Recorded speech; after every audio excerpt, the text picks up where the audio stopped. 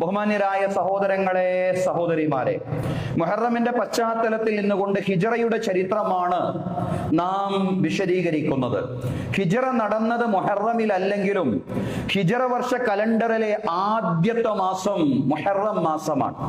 അങ്ങനെ വരാനുള്ള ചരിത്ര സാഹചര്യങ്ങളെല്ലാം നാം കഴിഞ്ഞയാഴ്ച വ്യക്തമാക്കി. ഏതായാലും ഹിജറാനന്തരം പ്രവാചകൻ സല്ലല്ലാഹു അലൈഹി വസല്ലമയുടെ നേതൃത്വത്തിൽ മദീനയിൽ ഒരു സാമൂഹിക വ്യവസ്ഥിതി സ്ഥാപിതമായി. ഐക്യവും കെട്ടുറപ്പും ഭദ്രതയും പരസ്പരം ഉദാരതയുമുള്ള ഒരു സാമൂഹിക ക്രമമായിരുന്നു മദീനയിൽ ഹിജറാനന്തരം പ്രവാചകൻ സല്ലല്ലാഹു അലൈഹി വസല്ലമയുടെ നേതൃത്വത്തിൽ സ്ഥാപിതമായത്. സർവോപരി തൗഹീദിന്റെയും ഈമാനിന്റെയും അടിത്തറയിലുള്ള ഒരു വ്യവസ്ഥിതിയായിരുന്നു അത്. അതിനെ സംബന്ധിച്ചാണ് അല്ലാഹു സൂറത്തുൽ ഹശ്ർ 9-ാം വചനത്തിൽ നമ്മെ അറിയിക്കുന്നത്. അതാണ് ഞാൻ തുടക്കത്തിൽ ഓതി വെച്ചത്.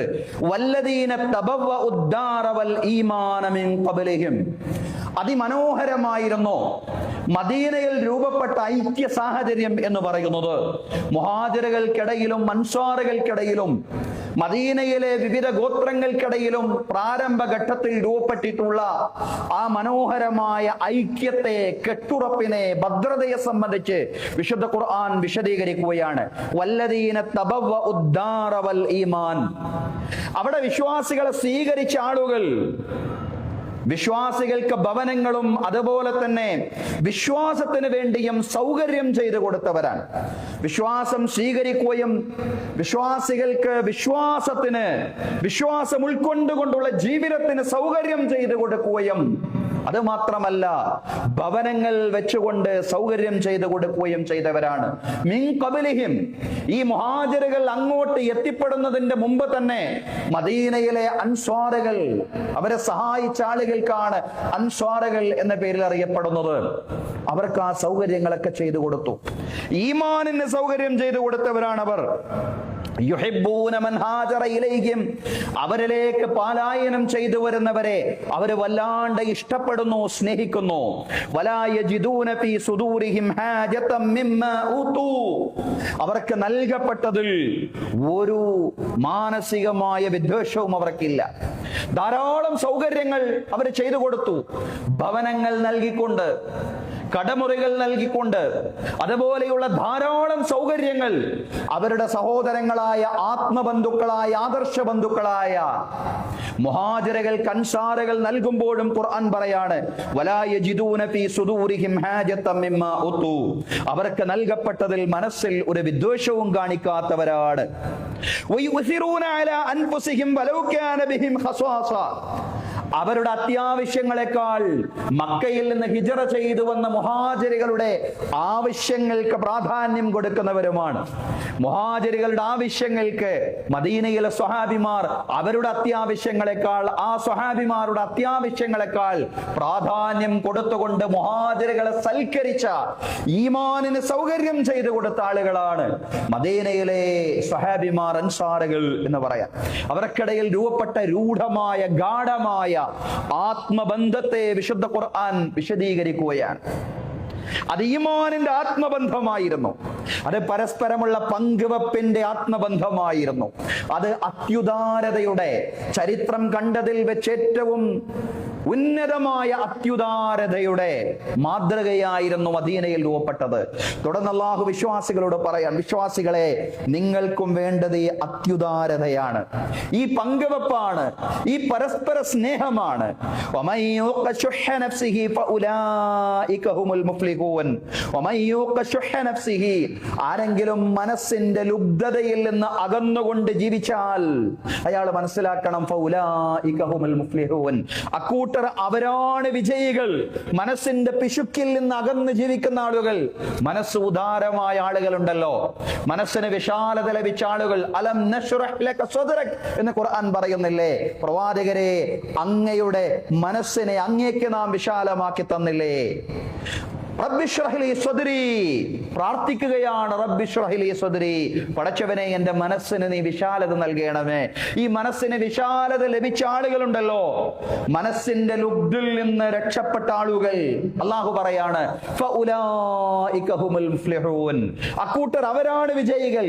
അങ്ങനെ മനസ്സിന്റെ ലുബ്ദിൽ നിന്ന് രക്ഷപ്പെട്ട വിജയിച്ച സംഘത്തെയാണ്, അത്യുദാരരായ സംഘത്തെയാണ്, പരസ്പരം പങ്കുവച്ചും സ്നേഹിച്ചും അള്ളാഹുവിന് വേണ്ടി പരസ്പരം ഐക്യപ്പെട്ടും ജീവിക്കുന്ന ഒരു സമൂഹത്തെയാണ് നിങ്ങൾക്ക് മദീനയിൽ കാണാൻ സാധിക്കുകയെന്ന് ഖുർആൻ വിശദീകരിക്കുകയാണ്. സഹോദരങ്ങളെ, പരസ്പരം അസൂയ, വിദ്വേഷം തുടങ്ങിയ ദുർഗുണങ്ങളില്ലാത്ത, പരസ്പരം പങ്കുവെക്കുകയും സഹോദരങ്ങളുടെ ആവശ്യങ്ങൾക്ക് അവരുടെ ആവശ്യങ്ങളെക്കാൾ പ്രാധാന്യം കൊടുക്കുകയും ചെയ്യുന്ന വലിയൊരു ആദർശ സമൂഹത്തെയായിരുന്നു, കെട്ടുറപ്പും ഭദ്രതയുമുള്ള ഒരു സമൂഹത്തെയായിരുന്നു റസൂലുള്ളാഹി സ്വല്ലല്ലാഹു അലൈഹി വസല്ലം മദീനയിൽ പടുത്തുയർത്തിയത് എന്നാണ് ഈ വചനത്തിന്റെ അടിത്തറയിൽ നിന്നുകൊണ്ട് നമുക്ക് മനസ്സിലാക്കാൻ കഴിയുന്ന ചരിത്ര യാഥാർത്ഥ്യം. അത് വിശദീകരിച്ചുകൊണ്ട് വ്യാഖ്യാതാക്കൾ വീണ്ടും പറയുന്നുണ്ട്, മക്കയിൽ നിന്ന് മദീനയിലേക്ക് മുസ്ലിങ്ങൾ പലായനം ചെയ്തപ്പോ അൻസാറുകൾ അവരുടെ ധനം, അവരുടെ ജംഗമ ജാഗര സ്വത്തുക്കൾ വിഹിതം വെച്ചു. മദീന, അൻസാറുകൾ എന്ന് പറഞ്ഞാൽ മദീനയിലെ വിശ്വാസികളായ ആളുകൾ, അംവാലഹും വബുയൂത്തഹും, അവരുടെ സമ്പത്തും അവരുടെ ഭവനങ്ങളുമെല്ലാം അവരെ പങ്കുവച്ചു. മഅൽ മുഹാജിരീൻ, മുഹാജിറുകൾക്കായി പങ്കുവച്ചു. കാനൂ യഅ്തബിറൂന ബഅലഹും ഇഖ്വതൻ ഹഖീഖിയീന ഫിദ്ദീൻ, അവരായിരുന്നു യഥാർത്ഥത്തിലുമുള്ള ആദർശ സഹോദരന്മാർ. ആദർശ സഹോദരന്മാരായിട്ടാണ് മക്കയിൽ നിന്ന് ഹിജ്റ ചെയ്തു വന്ന സ്വഹാബിമാരെ മദീനയിൽ അൻസാറുകൾ സ്വഹാബിമാർ പരിഗണിച്ചതെന്ന് ചരിത്രകാരന്മാരെ ഖുർആൻ വ്യാഖ്യാതാക്കൾ സഹോദരങ്ങളെ വിശദീകരിച്ചുകൊണ്ട് പറയാണ്. എന്നാൽ വിശ്വാസികൾക്കിടയിൽ മാത്രം നിലനിൽക്കേണ്ടുന്ന ഒരു സാഹോദര്യത്തെ കുറിച്ചല്ല മദീനയിൽ വെച്ച് റസൂൽ കരീം സല്ലല്ലാഹു അലൈഹി വസല്ലം സംസാരിച്ചത്. കേവലം മുസ്ലിങ്ങൾക്കിടയിൽ ഉള്ള ഐക്യത്തെ കുറിച്ച് മാത്രമല്ല പ്രവാചകൻ സല്ലല്ലാഹു അലൈഹി വസല്ലം സംസാരിച്ചത്. കാരണം ഒരു സമൂഹത്തിന്റെ കെട്ടുറപ്പും ഭദ്രതയും സാധ്യമാവണമെങ്കിൽ ഏതെങ്കിലും ഒരു വിഭാഗത്തിനിടയിൽ മാത്രം ഐക്യമുണ്ടായത് കൊണ്ട് ആവില്ല. പ്രത്യേകിച്ചും മദീനയിൽ. കാരണം വിവിധ ഗോത്രങ്ങൾ തമ്മിൽ നിരന്തര കലഹങ്ങൾ നിമിത്തം മദീനയുടെ ജീവിതം അരക്ഷിതമായി തീർന്നിരുന്നു. വ്യത്യസ്തങ്ങളായ ഗോത്രങ്ങൾക്കിടയിലുള്ള കലുഷിതമായ കലഹങ്ങൾ നിമിത്തം മദീനയിലെ ജീവിതം അരക്ഷിതമായി തീർന്നിരുന്നു. മദീനയിലെത്തിയ പ്രവാചകൻ സല്ലല്ലാഹു അലൈഹി വസല്ലം അവിടുത്തെ ഗോത്ര തലവന്മാരുടെ ഒരു സമ്മേളനം തന്നെ വിളിച്ചുകൂട്ടി. എല്ലാ വിഭാഗത്തിൽപ്പെട്ട ആളുകളുടെയും ഗോത്ര തലവന്മാർ, മുസ്ലിങ്ങളിൽപ്പെട്ട ഗോത്ര തലവന്മാര് മാത്രമല്ല, മുഹാജിറുകളുടെയും അൻസാറുകളുടെയും തലവന്മാര് മാത്രമല്ല, ഔസിന്റെയും ഖസ്റജിന്റെയും തലവന്മാര് മാത്രമല്ല, വിവിധ ജൂത ഗോത്രങ്ങളുടെ തലവന്മാർ, വിവിധ ക്രൈസ്തവ ഗോത്രങ്ങളുടെ തലവന്മാർ, ഇവരെ എല്ലാം ഒരുമിച്ച് കൂട്ടിക്കൊണ്ട് റസൂലുള്ളാഹി സ്വല്ലല്ലാഹു അലൈഹി വസല്ലം ഒരു സമ്മേളനം നടത്തുകയാണ്. ഗാഢമായ ആലോചനകൾക്ക് ശേഷം ഭരണകൂടത്തിന്റെയും പൗരസഞ്ചയത്തിന്റെയും അവകാശ ബാധ്യതകൾ നിർണയിച്ചുകൊണ്ടുള്ള ഒരു പ്രമാണ പത്രത്തിന് അവിടെ വെച്ച് റസൂലുള്ളാഹി സ്വല്ലല്ലാഹു അലൈഹി വസല്ലം രൂപകൽപ്പന ചെയ്തു എന്നുള്ളതാണ്. ചരിത്രത്തിൽ തത്തുല്യമായൊരു പ്രമാണ പത്രം രൂപപ്പെട്ടിട്ടുണ്ടോ എന്ന് പഠിക്കേണ്ടതാണ്, പരിശോധിക്കേണ്ടതാണ്. വിവിധ സമൂഹങ്ങൾ, വിവിധ ഗോത്രങ്ങളുടെ നേതാക്കന്മാരെ ഒരുമിച്ച് കൂട്ടി. മുസ്ലിം വിഭാഗങ്ങളുടെ നേതാക്കൾ മാത്രമല്ല ഒരുമിച്ച് കൂട്ടിയത്, മറിച്ച് ജൂത ക്രൈസ്തവ വിഭാഗങ്ങളുടെ നേതാക്കളെയെല്ലാം ഒരുമിച്ച് കൂട്ടിക്കൊണ്ട് റസൂലുള്ളാഹി സ്വല്ലല്ലാഹു അലൈഹി വസല്ലം ഒരു പ്രമാണപത്രത്തിന് രൂപകൽപ്പന ചെയ്തു എന്നുള്ളതാണ്. ആ പ്രമാണപത്രത്തെയാണ് പിന്നീട് ചരിത്രത്തിൽ വസീഖത്തുൽ മദീന, മദീന ചാർട്ടർ എന്ന പേരിൽ അറിയപ്പെട്ടത്. അത് മദീനയിലെ അക്ഷരാർത്ഥത്തിലുള്ള ഒരു ഭരണഘടനയായിരുന്നു എന്നുള്ളതാണ്. വിശ്വാസികൾക്ക് ഖുർആൻ ഒരു ഭരണഘടനയാണ്. പക്ഷേ ആ ഭരണഘടന നിലനിൽക്കുന്നതോടൊപ്പം തന്നെ മദീനയിലെ വിവിധ സമൂഹങ്ങൾക്കിടയിൽ പരസ്പര ധാരണയുടേതായിട്ടുള്ള ഒരു കരാർ പത്രം രൂപപ്പെടുകയായിരുന്നു. അതാണ് മദീന ചാർട്ടർ എന്ന് പറയുന്ന സഹോദരങ്ങളെ. അന്നത്തെ യസ്രിബ് നിവാസികൾ വ്യത്യസ്ത വിശ്വാസങ്ങളും ജീവിത രീതികളും ആചാരങ്ങളും എല്ലാം കൈകൊള്ളുന്നവരായിരുന്നു. വ്യത്യസ്ത വിഭാഗങ്ങളാണ്. അവർക്കെല്ലാം അവരുടേതായ വിശ്വാസങ്ങളുണ്ട്, ആചാരങ്ങളുണ്ട്, ജീവിത രീതികളുണ്ട്. ഇവരെ എല്ലാവരെയും ഒരൊറ്റ ഉമ്മത്തായി കാണണമെന്ന് ആവശ്യപ്പെടുന്നതായിരുന്നു മദീന ചാർട്ടർ. ഇതെങ്ങനെയാണ്? ഇത് വിചിത്രമാണല്ലോ എന്ന് നിങ്ങൾ ചോദിക്കും. എങ്ങനെയാണ് ജൂതന്മാരെയും ക്രൈസ്തവരെയും മുസ്ലിങ്ങളെയും എല്ലാം ഒരൊറ്റ ഉമ്മത്തായി കാണണമെന്ന് ആവശ്യപ്പെടുക? ഒരു സമൂഹത്തിലെ പൗരന്മാർ എന്ന നിലയ്ക്ക് അവരെല്ലാവരും പരസ്പരം അങ്ങോട്ടും ഇങ്ങോട്ടും ഒരൊറ്റ ഉമ്മത്തായി കാണണം എന്നാവശ്യപ്പെടുന്ന ഭരണഘടനയായിരുന്നു, മദീന ചാർട്ടർ ആയിരുന്നു പ്രവാചകൻ സല്ലല്ലാഹു അലൈഹി വസല്ലമയുടെ നേതൃത്വത്തിൽ രൂപം കൊണ്ടത് എന്ന് നമുക്ക് കാണാൻ സാധിക്കുന്നതാണ്. അത് ആരംഭിക്കുന്ന ഇപ്രകാരമായിരുന്നു: ബിസ്മില്ലാഹിർ റഹ്മാനിർ റഹീം ഹാദാ കിതാബുൻ മിൻ മുഹമ്മദിൻ നബി സല്ലല്ലാഹു അലൈഹി വസല്ലം ബൈനൽ മുസ്ലിമീന വൽ മുഅ്മിനീന മിൻ ഖുറൈശ് വയസ്രിബ് വമൻ തബിഅഹും ഫലഹിക ബിഹിം. റസൂൽ കരീം സല്ലല്ലാഹു അലൈഹി വസല്ലമയുടെ നേതൃത്വത്തിൽ രൂപം കൊണ്ട മദീന ചാർട്ടറിന്റെ പ്രാരംഭം ഇപ്രകാരമായിരുന്നു: ബിസ്മില്ലാഹിർ റഹ്മാനിർ റഹീം, പരമകാരുണ്യകനും കരുണാനിധിയുമായ അല്ലാഹുവിന്റെ നാമത്തിൽ ആരംഭിക്കുകയാണ്. ഹാദാ കിതാബുൻ മിൻ മുഹമ്മദിൻ നബി സല്ലല്ലാഹു അലൈഹി വസല്ലം, ഇത് മുഹമ്മദുൻ നബി സല്ലല്ലാഹു അലൈഹി വസല്ലമയിൽ നിന്നുള്ള ഗ്രന്ഥമാണ്. ഇത് മുഹമ്മദുൻ നബി സല്ലല്ലാഹു അലൈഹി വസല്ലമയിൽ നിന്നുള്ള കരാർ പത്രമാണ്. ഇത് ഭരണഘടനയാണ്, പ്രമാണപത്രമാണ്. ബൈനൽ മുസ്ലിമീന വൽ മുഅ്മിനീന മിൻ ഖുറൈശ് വയസ്രിബ്, മുസ്ലിങ്ങളോടും വിശ്വാസികളോടുമുള്ള കരാർ പത്രമാണ്. ഖുറൈശികളിൽ നിന്നും യസ്രിബ് നിവാസികളിൽ നിന്നുമുള്ള വിശ്വാസികളോടും മുസ്ലിങ്ങളോടുമുള്ള കരാർ പത്രമാണ്. അവരോട് മാത്രമല്ല, വമൻ തബിഅഹും ഫലഹിക ബിഹിം, അവരെ പിന്തുടരുകയും അവരോട് യോജിക്കുകയും ചെയ്യുന്നവരോടുള്ള കരാർ പത്രമാണ്. വജാഹദമഅഹും, അവരോടൊപ്പം പോരാടുകയും ചെയ്യുന്ന കരാർ പത്രമാണ്. മദീന രാഷ്ട്രത്തിന്റെ ഭദ്രതയ്ക്ക് വേണ്ടി അവരോടൊപ്പം ഒരുമിച്ച് നിൽക്കാൻ സന്നദ്ധരായിട്ടുള്ള മുഴുവൻ ആളുകൾക്കും വേണ്ടിയുള്ള കരാർ പത്രമാണ്. എന്താണ് ഈ കരാർ പത്രത്തിൽ പ്രത്യേകം പറയുന്നത്? അന്നഹും ഉമ്മത്തും വാഹിദത്തും മിൻ ദൂനിന്നാസ്, അവരെല്ലാവരും ഒരൊറ്റ സമൂഹമാണ്. അവരെല്ലാവരും ഒരൊറ്റ സമൂഹമാണ്. ആ പൗരസഞ്ചയം മുഴുവൻ ഒറ്റ സമൂഹമാണ്. പിന്നീട് കുറച്ചുകൂടി വിശദീകരിച്ചുകൊണ്ട് പറഞ്ഞു, യസ്രിബിൽ കൂടുതൽ താമസിച്ചിരുന്ന ജൂതഗോത്രമായ ബനൂ ഔഫിനെ പ്രത്യേകം എടുത്ത് പരാമർശിച്ചുകൊണ്ട് റസൂൽ കരീം സല്ലല്ലാഹു അലൈഹി വസല്ലമയുടെ കരാർ പത്രത്തിൽ വിശദീകരിക്കുകയാണ്: വയന്ന യഹൂദ ബനി ഔഫ് ഉമ്മത്തും മഅൽ മുഅ്മിനീൻ, വയന്ന യഹൂദ ബനി ഔഫ് ഉമ്മത്തും മഅൽ മുഅ്മിനീൻ. ബനൂ ഔഫിലെ ജൂതന്മാരെ വിശ്വാസികളോടൊപ്പമുള്ള ഒരു ഉമ്മത്താണ്. ബനൂ ഔഫിലെ ജൂതന്മാര് കൂടി ചേർന്നതാണ് മദീന ഉമ്മത്ത് എന്ന് പറയുന്നത്. അതോടൊപ്പം തന്നെ ലിൽ യഹൂദി ദീനുഹും വലിൽ മുസ്ലിമീന ദീനുഹും, മുസ്ലിങ്ങൾക്ക് അവരുടെ വിശ്വാസം അനുസരിച്ചും ജൂതന്മാർക്കും ക്രൈസ്തവർക്കും അവരുടെ വിശ്വാസം അനുസരിച്ചും ജീവിക്കാനുള്ള സ്വാതന്ത്ര്യം ഈ മദീനയിൽ ഉണ്ടായിരിക്കുന്നതാണ്. ചരിത്രത്തിൽ തുല്യതയില്ലാത്ത വിധം ആധുനിക ഭരണഘടനകളൊക്കെ ഈ രീതിയിലുള്ള ഒരുപാട് അവകാശങ്ങൾ മുന്നോട്ട് വെക്കുന്നുണ്ട്.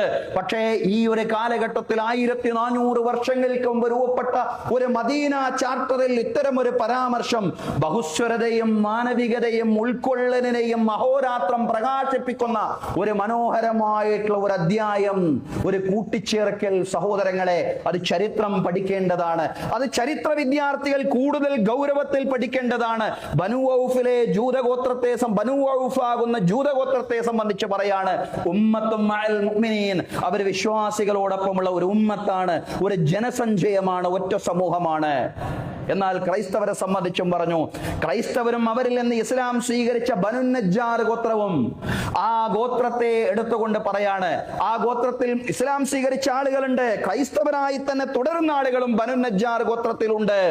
അവരും ഇതേപോലെ വിശ്വാസികളോടൊപ്പം ഒരൊറ്റ ഉമ്മത്താണെന്ന് സൂചിപ്പിക്കുകയാണ്. തുടർന്ന് റസൂലുള്ളാഹി സ്വല്ലല്ലാഹു അലൈഹി വസല്ലം പറഞ്ഞു, ഇല്ലാ മൻ ളലമ ഔ വഹിം, അക്രമം ചെയ്ത ആളുകൾ ഒഴികെ, കുറ്റകൃത്യങ്ങളിൽ ഏർപ്പെട്ട ആളുകൾ ഒഴികെ, മദീന രാഷ്ട്രത്തോട് വഞ്ചന കാണിക്കുന്ന ആളുകൾ ഒഴികെ. കാരണം അവർ അവരോടും അവരുടെ കുടുംബത്തോടും ദ്രോഹമാണ് ചെയ്യുന്നത്.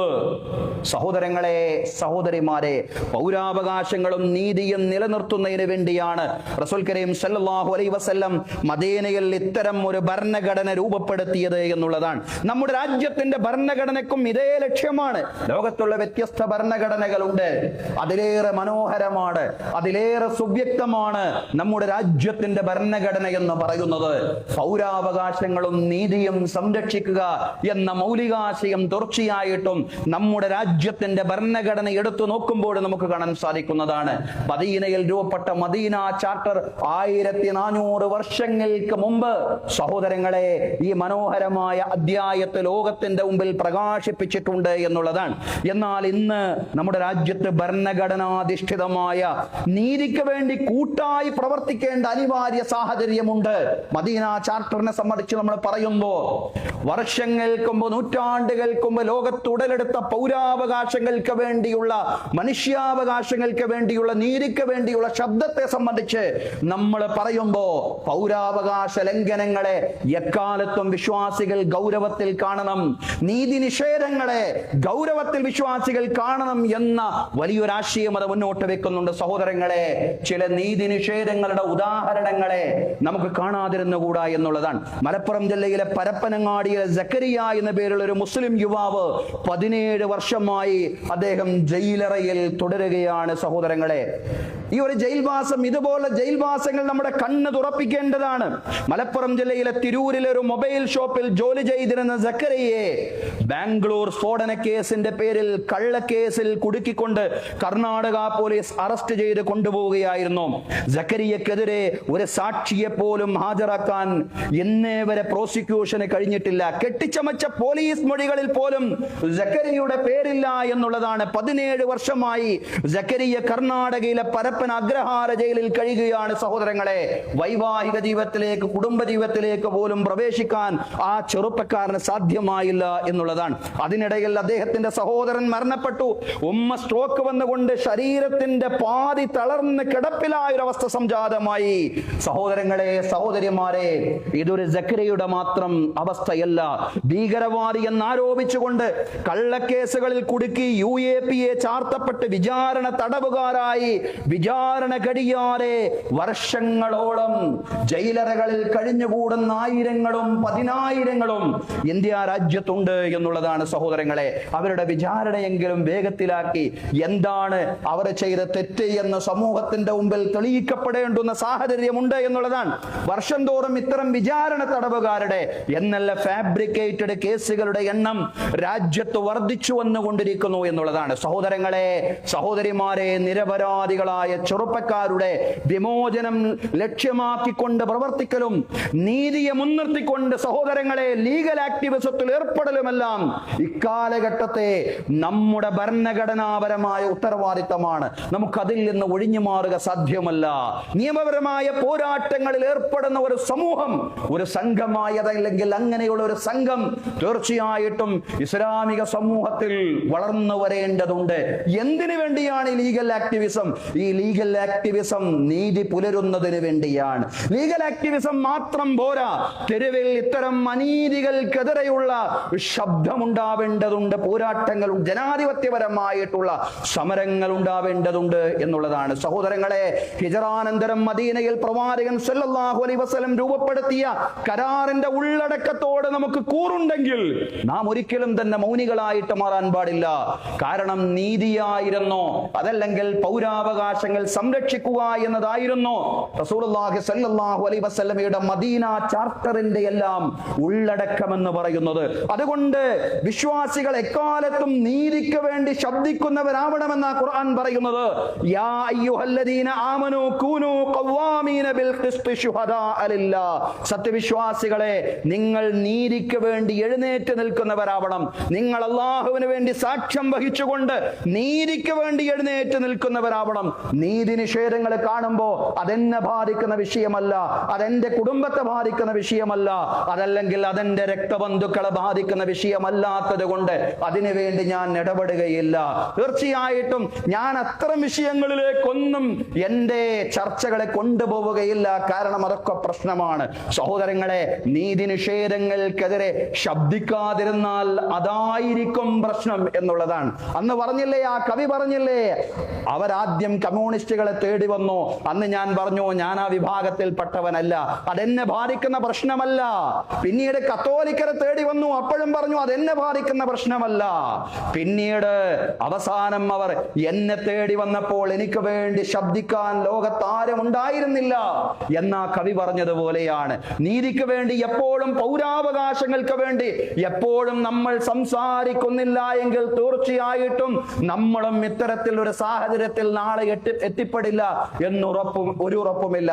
അന്ന് നമുക്ക് ശബ്ദിക്കാൻ ആരും ഉണ്ടാകില്ലെന്ന് മാത്രമല്ല സഹോദരങ്ങളെ, നീതിക്ക് വേണ്ടി ശബ്ദിക്കുക എന്നത് ധാർമ്മികമായ, അതിനപ്പുറം ദീനീയായിട്ടുള്ള നമ്മുടെ ബാധ്യതയാണ് എന്ന് നമ്മൾ മനസ്സിലാക്കേണ്ടതുണ്ട്. അതുകൊണ്ട് സഹോദരങ്ങളെ, മദീന ചാർട്ടറൊക്കെ നമുക്ക് പ്രചോദനമായി തീരേണ്ടത് നീതിക്കും പൗരാവകാശങ്ങൾക്കും വേണ്ടി എന്നും ഒച്ചവെച്ചുകൊണ്ടിരിക്കുന്ന, ജനാധിപത്യപരമായ വഴിയിൽ മുന്നേറിക്കൊണ്ടിരിക്കുന്ന ഒരു സമൂഹമാവണം എന്ന ചിന്ത നമ്മുടെ മനസ്സിലേക്ക് കൊണ്ടുവരാനാണ്. മദീനയിലെ മുഴുവൻ ജനവിഭാഗങ്ങളെയും ഒരൊറ്റ സമുദായമായി, ഒരൊറ്റ ഉമ്മത്തായി കണ്ടുകൊണ്ടുള്ള ഒരു സൗഹൃദ രാഷ്ട്രീയത്തിന് അടിത്തറ പാകാനാണ് ഹിജറാനന്തരം പ്രവാചകൻ സല്ലല്ലാഹു അലൈഹി വസല്ലം രണ്ടാമതായി ശ്രദ്ധിച്ചത് എന്നുള്ളതാണ്. ഗോത്രങ്ങൾ തമ്മിലുള്ള കലഹങ്ങൾ ഒരു ജനതയുടെ ജീവിതത്തെ അരക്ഷിതമാക്കിയ കാലത്താണ് സമുദായങ്ങൾക്കിടയിലുള്ള സൗഹൃദത്തിന് വേണ്ടി പ്രവാചകൻ സല്ലല്ലാഹു അലൈഹി വസല്ലം പ്രായോഗികമായിട്ടുള്ള ആവിഷ്കാരങ്ങൾ നടത്തിയത്. ഗോത്ര കലഹങ്ങൾ കൊണ്ട് സമൂഹം അരക്ഷിതമായ ഒരു ഘട്ടത്തിലാണ് റസൂലുള്ളാഹി സ്വല്ലല്ലാഹു അലൈഹി വസല്ലം സമുദായങ്ങൾക്കിടയിലുള്ള കലഹങ്ങൾ അവസാനിപ്പിക്കാൻ മനോഹരമായ ഒരു ആവിഷ്കാരം നടത്തിയത്. ആ ആവിഷ്കാരത്തിൽ വസിയ്യത്തുൽ മദീന രൂപപ്പെടുത്തിക്കൊണ്ട് പറഞ്ഞത്, ബനൂ ഔഫിലെ ജൂതന്മാരും ബനു നജ്ജാറിലെ ക്രൈസ്തവരുമെല്ലാം മുസ്ലിങ്ങളോടൊപ്പം ഒരൊറ്റ ഉമ്മത്താണ്.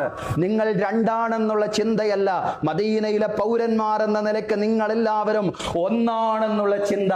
നമ്മുടെ ഭരണഘടന തുടങ്ങുന്നുണ്ടല്ലോ, we the people of India, നമ്മൾ ഇന്ത്യയിലെ ജനങ്ങൾ, നമ്മൾ ഇന്ത്യയിലെ ജനങ്ങൾ എന്ന് പറഞ്ഞുകൊണ്ടാണല്ലോ നമ്മുടെ ഭരണഘടന ആരംഭിക്കുന്നത്. സഹോദരങ്ങളെ, 1400 വർഷങ്ങൾക്ക് മുമ്പ് റസൂലുള്ളാഹി സ്വല്ലല്ലാഹു അലൈഹി വസല്ലം മദീനയിൽ ഇതിന്റെ മനോഹരമായിട്ടുള്ള ഒരു ആവിഷ്കാരം നടത്തിയിട്ടുണ്ട്. ബനൂ ഔഫിലെ ജൂതന്മാരും ബനു നജ്ജാറിലെ ക്രൈസ്തവരും വിശ്വാസികളോടൊപ്പം ഉമ്മത്തുൻ വാഹിദ, ഒരൊറ്റ സമൂഹമാണെന്ന് റസൂലുള്ളാഹി സ്വല്ലല്ലാഹു അലൈഹി വസല്ലം പ്രഖ്യാപിക്കുകയായിരുന്നു. മാനവികതയുടെ, വംശീയ വിരുദ്ധതയുടെ മനോഹരമായിട്ടുള്ള പ്രഖ്യാപനമാണ് മദീനയിൽ അരങ്ങേറിയത്. സഹോദരങ്ങളെ, സഹോദരിമാരെ, വംശീയത ആധിപത്യം നേടുന്ന കാലത്ത് ഇത്തരം സൗഹൃദങ്ങൾ ആവിഷ്കരിക്കാൻ നമുക്ക് സാധ്യമാവണം. എല്ലാ മേഖലയിലേക്കും വംശീയത എങ്ങനെ സ്വാധീനം ചെലുത്തിക്കൊണ്ടിരിക്കുന്നു എന്നുള്ളതാണ്. പന്ത് കളി അടക്കമുള്ള എല്ലാ കളികളെയും കളിയായി കാണാനാണ് നമ്മൾ ആഗ്രഹിക്കുന്നത്. അത് വിനോദമാണ്, മനുഷ്യന്റെ നയനങ്ങൾക്ക് ആസ്വാദനം നൽകുന്ന കളിയാണ്, വിനോദമാണ്. ആ നിലയ്ക്ക് കളിയായി കാണാനാണ് നമ്മൾ എല്ലാവരും ആഗ്രഹിക്കുന്നത്. പക്ഷേ വേൾഡ് കപ്പ് ഗാലറികളിലേക്കും വംശീയതയെ പ്രതിഷ്ഠിക്കാനാണ് സാമ്രാജ്യത്വവും സൈനിസവും നിരന്തരമായി ശ്രമിച്ചുകൊണ്ടിരിക്കുന്നത് എന്നുള്ളതാണ്.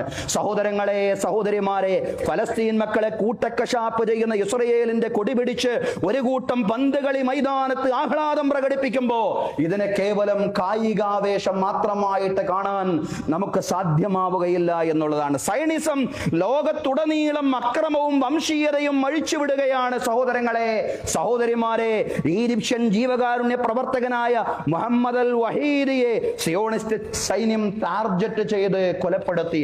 ആരാ മുഹമ്മദ് അൽ വഹീദി എന്നറിയോ? സഹോദരങ്ങളെ, ഫലസ്തീന്റെ മണ്ണിൽ പ്രവർത്തിക്കുകയാണ്. ആ ജീവകാരുണ്യ പ്രവർത്തകൻ ഫലസ്തീന്റെ പുനർനിർമ്മാണത്തിന് വേണ്ടി, ഗസയുടെ പുനർനിർമ്മാണത്തിന് വേണ്ടി പ്രവർത്തിച്ചു കൊണ്ടിരിക്കുന്ന ആക്ടിവിസ്റ്റിനെയാണ് അതിക്രൂരമായിട്ട് ഇസ്രയേൽ കൊലപ്പെടുത്തിയത്.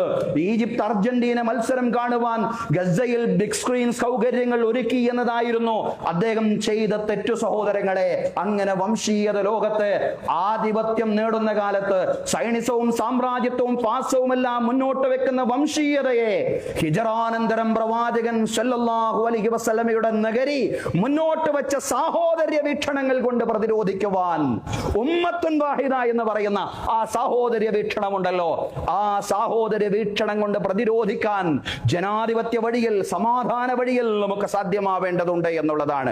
സഹോദരങ്ങളെ, സഹോദരിമാരെ, രാജ്യത്ത് നിവസിക്കുന്ന ആരെയും ദണ്ഡാങ്കിട പൗരന്മാരായി മദീനത്തുർ റസൂൽ പ്രവാചക നഗരി കണക്കാക്കിയില്ല എന്നുള്ളതാണ്. ആധുനിക രാഷ്ട്രമീമാംസയിൽ സ്ഥാനം നേടിയ കൂട്ടായ പൗരത്വം എന്ന ആശയം പ്രവാചകൻ സല്ലല്ലാഹു അലൈഹി വസല്ലം ആദ്യത്തെ ഇസ്ലാമിക രാഷ്ട്രത്തിന് അടിത്തറ പാകിയപ്പോൾ തന്നെ അംഗീകരിച്ചിരുന്നുവെന്ന് ചരിത്രം വായിക്കുമ്പോൾ നമുക്ക് മനസ്സിലാക്കാൻ സാധിക്കുന്നതാണ്. സഹോദരങ്ങളെ, സഹോദരിമാരെ, ഹിജറാനന്തരം മദീനത്തുർ റസൂൽ മുന്നോട്ട് വെച്ച ഒരു വികസന കാഴ്ചപ്പാടുമുണ്ട്. അതും പ്രധാനമാണ്. ഇസ്ലാം മുന്നോട്ട് വെക്കുന്ന വികസന കാഴ്ചപ്പാടാണത്. മൂന്നാമതായിട്ട് നാം പഠിക്കേണ്ടുന്ന വിഷയമാണത്. സഹോദരങ്ങളെ, സഹോദരിമാരെ, മനുഷ്യൻ ഭൂമിയിൽ അള്ളാഹുവിന്റെ പ്രതിനിധിയാണ്. ഈ ഒരു അടിത്തറയിൽ നിന്നുകൊണ്ടാണ് ഇസ്ലാമിന്റെ വികസന കാഴ്ചപ്പാട് രൂപപ്പെടുന്നത്. വൈദ ഖാല റബ്ബുക ലിൽ മലായികത്തി ഇന്നി ജാഇലുൻ ഫിൽ അർദി ഖലീഫ. നിന്റെ രക്ഷിതാവ് മലക്കുകളോട് പറഞ്ഞ സന്ദർഭം നീ ഓർക്കണം. ഇത് ഇന്നി ജാഇലുൻ ഫിൽ അർളി ഖലീഫ, നിശ്ചയം ഞാൻ ഭൂമിയിൽ ഒരു പ്രതിനിധിയെ നിശ്ചയിക്കാൻ പോവുകയാണ്. അള്ളാഹുവിന്റെ പ്രതിനിധിയാണ് ഭൂമിയിൽ, അള്ളാഹുവിന്റെ പ്രതിനിധിയാണ് മനുഷ്യൻ എന്ന് പറയുന്നത്. അള്ളാഹുവിന്റെ പ്രതിനിധി എന്ന ബോധത്തോട് കൂടിക്കൊണ്ട് ഭൂമിയുടെ പരിപാലനം, ഇമാറത്തുൽ അർള് നിർവഹിക്കുക, ഭൂമിയുടെ വികസനം നിർവഹിക്കുക എന്നതാണ് മനുഷ്യന്റെ ദൗത്യമെന്ന് പറയുന്ന സഹോദരങ്ങളെ, സഹോദരിമാരെ, നമ്മൾ എപ്പോഴും നമ്മുടെ നാട്ടിലെ പ്രകൃതി ദുരന്തങ്ങളെ സംബന്ധിച്ച് ചർച്ച ചെയ്തുകൊണ്ടിരിക്കുകയാണ്. ഓരോ മഴക്കാലം വരുമ്പോഴും നമ്മുടെ വിഷയം എന്താണ്? നമ്മുടെ മാധ്യമങ്ങളുടെ ചർച്ച എന്താണ്? പ്രകൃതി ദുരന്തങ്ങളാണ്. കാരണം പ്രകൃതി ദുരന്തങ്ങൾ ആവർത്തിച്ചുകൊണ്ട് സംഭവിച്ചുകൊണ്ടിരിക്കുന്നു എന്നുള്ളതാണ്. മേപ്പാടിയിലെ കള്ളാടി മണ്ണിടിച്ചിലിന്റെ വാർത്തയാണ് ഇപ്പോൾ കേരളം സഗൗരവം ചർച്ച ചെയ്യുന്നത്. കുറെ ജീവനുകൾ നഷ്ടപ്പെട്ടു. നാഥൻ മരണപ്പെട്ടവരുടെ ബന്ധുക്കൾക്കും കുടുംബാംഗങ്ങൾക്കും ക്ഷമയും ധൈര്യവും സ്ഥൈര്യവും അതിജീവിക്കാനുള്ള കരുത്തും നൽകി അനുഗ്രഹിക്കുമാറാവട്ടെ. സഹോദരങ്ങളെ, സഹോദരിമാരെ, ഇതിനെയൊന്നും കേവലം ഒരു പ്രകൃതി ദുരന്തമായിട്ട് കണക്കാക്കുക സാധ്യമല്ല എന്നുള്ളതാണ്. ഇതെല്ലാം മനുഷ്യനിർമ്മിത ദുരന്തങ്ങളാണ്. ഇന്നത് ഉത്തരവാദപ്പെട്ട ആളുകൾ തന്നെ പറയുന്നുണ്ട്, മനുഷ്യനിർമ്മിത ദുരന്തങ്ങളാണ് ഇതെല്ലാം. മനുഷ്യൻ അവന്റെ സ്വാർത്ഥതയ്ക്ക് വേണ്ടി പ്രകൃതിയെ, പരിസ്ഥിതിയെ ദുരുപയോഗം ചെയ്യുമ്പോൾ ഉണ്ടാകുന്ന പ്രത്യാഘാതങ്ങളാണ്. ഈ പ്രത്യാഘാതങ്ങളെ സംബന്ധിച്ചും ഖുർആൻ മുന്നറിയിപ്പ് നൽകിയിട്ടുണ്ട്. അതാണ് അല്ലാഹു പറഞ്ഞത്, ലഹറൽ ഫസാദു ഫിൽ ബർരി വൽ ബഹരി ബിമാ കസബത് ഐദിൻ നാസ് ലിയുദീഖഹും ബഅദല്ലദീന അമിലൂ ലഅല്ലഹും യർജിഊൻ. അല്ലാഹു പറയാണ്, ലഹറൽ ഫസാദു ഫിൽ ബർരി വൽ ബഹർ, കരയിലും കടലിലും അതിക്രമം പ്രകടമായിരിക്കുന്നു. കരയും കടലുമെല്ലാം നശിച്ചു പോകുന്ന സാഹചര്യമുണ്ടാകും. എപ്പോൾ? ബിമാ കസബത് ഐദിൻ നാസ്, മനുഷ്യകരങ്ങൾ പ്രവർത്തിച്ചതിന്റെ ഫലമായി. മനുഷ്യനവന്റെ സ്വാർത്ഥതയ്ക്ക് വേണ്ടി പ്രകൃതിയെ ദുരുപയോഗം ചെയ്യുന്ന അവസ്ഥാവിശേഷമുണ്ടായാൽ കരയും കടലും മനുഷ്യനെതിരെ തിരിയുന്ന സാഹചര്യമുണ്ടാകും. ലിയുദീഖഹും ബഅദല്ലദീന അമിലൂ, എന്തിനാണിത്? അവർ ചെയ്യുന്ന പ്രവർത്തനങ്ങൾ അവരെ തന്നെ രുചിപ്പിക്കുന്നതിന് വേണ്ടി, അവരെ തന്നെ രുചിപ്പിക്കുന്നതിന് വേണ്ടി, ലഅല്ലഹും യർജിഊൻ, അവരെ നശിപ്പിക്കാൻ വേണ്ടിയല്ല, അവരെ ഉന്മൂലനം ചെയ്യാൻ വേണ്ടിയല്ല, അവര് മടങ്ങുന്നതിന് വേണ്ടി. പ്രകൃതിയെ നോവിക്കാത്ത രീതിയിലുള്ള വികസന പ്രവർത്തനങ്ങളായിരിക്കണം, പ്രകൃതിയുടെ പരിപാലനമായിരിക്കണം, പ്രകൃതിയെ പരിപോഷിപ്പിക്കലായിരിക്കണം, മനുഷ്യന് വേണ്ടി സൗകര്യം ചെയ്യലായിരിക്കണം മനുഷ്യന്റെ ഭാഗത്ത് നിന്നുണ്ടാവേണ്ടത്. കാരണം അവൻ ഭൂമിയിലെ അള്ളാഹുവിന്റെ പ്രതിനിധിയാണ് എന്നുള്ളതാണ്. അള്ളാഹുവിന്റെ പ്രതിനിധി, അള്ളാഹുവിന്റെ സൃഷ്ടിജാലമായ മനുഷ്യൻ അതേ സൃഷ്ടിജാലമായ ഭൂമിയിൽ വികസന പ്രവർത്തനങ്ങൾ നടത്തുമ്പോൾ, അവന്റെ സ്വാർത്ഥതയെ മാത്രം മുന്നിൽ കണ്ടുകൊണ്ടുള്ള വികസന പ്രവർത്തനങ്ങൾ നടത്തുമ്പോൾ തീർച്ചയായിട്ടും അത് ഈ പ്രകൃതി, പരിസ്ഥിതി അവനെതിരെ തിരിയും എന്നുള്ളതാണ്. സഹോദരങ്ങളെ, ഇരട്ട തുരങ്കപാതയുടെ വയനാട് ഭാഗത്തെ പദ്ധതി പ്രദേശത്തുണ്ടായ മണ്ണിടിച്ചിലാണിത്. ഭൗമശാസ്ത്രജ്ഞരും കാലാവസ്ഥാ വിദഗ്ധരുമെല്ലാം അപകട മുന്നറിയിപ്പ് നൽകിയ ഒരു വികസന പദ്ധതി നടന്നുകൊണ്ടിരിക്കുന്ന പ്രദേശത്താണ് അപകടം നടന്നിട്ടുള്ളത് എന്നുള്ളതാണ്. മനുഷ്യൻ അല്ലാഹുവിലേക്ക് മടങ്ങിയും പരിസ്ഥിതിയെ പരിഗണിച്ചും ആദരിച്ചും നിർവഹിക്കേണ്ടുന്ന വികസനത്തിലേക്ക് തിരിച്ചു പോവുക എന്നത് മാത്രമാണ് പരിഹാരം. അത്തരത്തിലുള്ള ഒരു നിലപാടിനെയാണ് വേദഗ്രന്ഥങ്ങളും പ്രവാചകന്മാരും മുന്നോട്ട് വെക്കുന്നതും. ഖുർആൻ ചരിത്രം പറയുന്നുണ്ട്, സ്വാലിഹ് നബി അലൈഹിസ്സലാം തന്റെ ജനതയോട് നടത്തിയ പ്രബോധനം വിശുദ്ധ ഖുർആൻ വിശദീകരിക്കുമ്പോ വളരെ അർത്ഥവത്തായ ആശയസമ്പന്നമായ ഒരു പ്രയോഗം നടത്തുന്നുണ്ട്. സ്വാലിഹ് നബി അലൈഹിസ്സലാം തന്റെ ജനതയോട് ചോദിക്കുകയാണ്, വതൻഹിതൂന മിനൽ ജിബാലി ബുയൂതൻ ഫാരിഹീൻ, വതൻഹിതൂന മിനൽ ജിബാലി ബുയൂതൻ ഫാരിഹീൻ, നിങ്ങൾ മലകൾ തുരന്നുകൊണ്ട് നിങ്ങളുടെ സുഖലോലുപതയ്ക്ക് വേണ്ടി വലിയ വലിയ വീടുകൾ ഉണ്ടാക്കുകയാണോ? എന്താണ് ഒരു പ്രവാചകൻ അതിലുള്ള കാര്യം നമ്മൾ ചിന്തിക്കും.